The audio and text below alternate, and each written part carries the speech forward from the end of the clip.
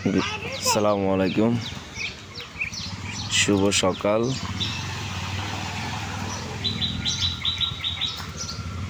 প্রিয় ভাইয়েরা,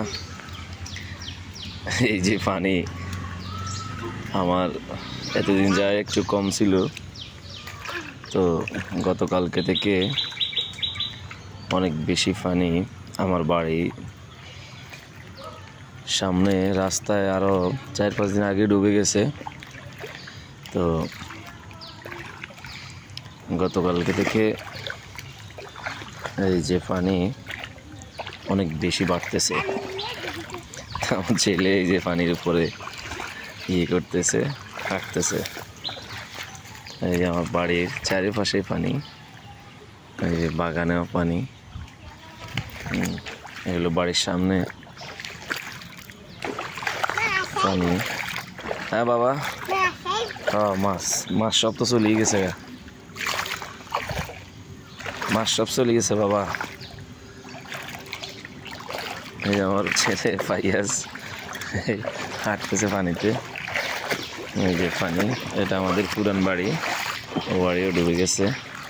এই যে পানি, পুরা রাস্তায় পানি।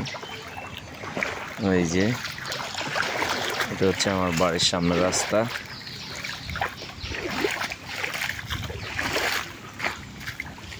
অনেক পানি, অনেক পানি। গতকালকে থেকে বেশি পানি, গতকালকে থেকে পানি বাড়তেছে। যাক, আলহামদুলিল্লাহ। তো আসলে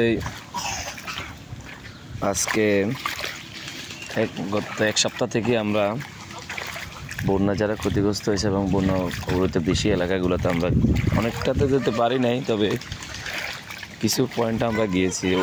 ওখান থেকে আমরা অনেক ভালো আছি এখনও।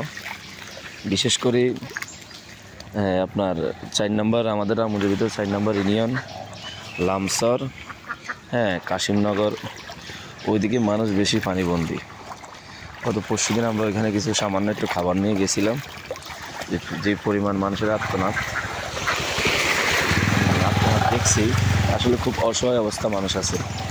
তো আপনারা রামগঞ্জের যারাই মানবিক সংগঠন, রাজনৈতিক সংগঠন, যারাই বন্যা কবলিত মানুষের পাশে দাঁড়াইছেন এবং দাঁড়াবেন, আমি সবার কাছে একটি রিকোয়েস্ট করব যে আপনারা ওই অঞ্চলগুলোতে আপনারা একটু যাবেন এবং ওই অঞ্চলগুলোর মানুষের প্রতি আপনাদের একটু আলাদা একটা রাখবেন, নজর রাখবেন।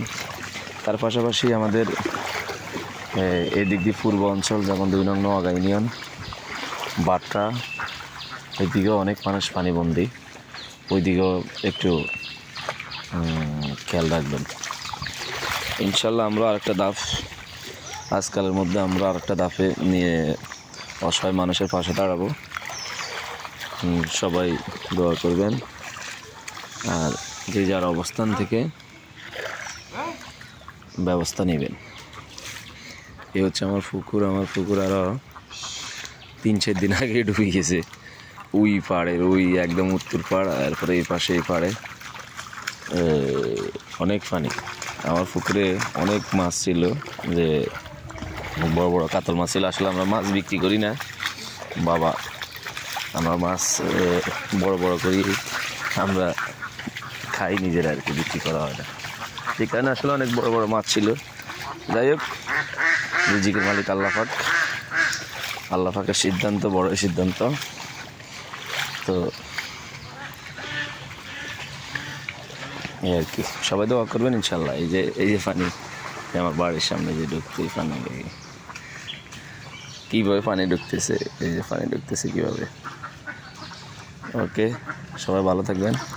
আসসালামু আলাইকুম।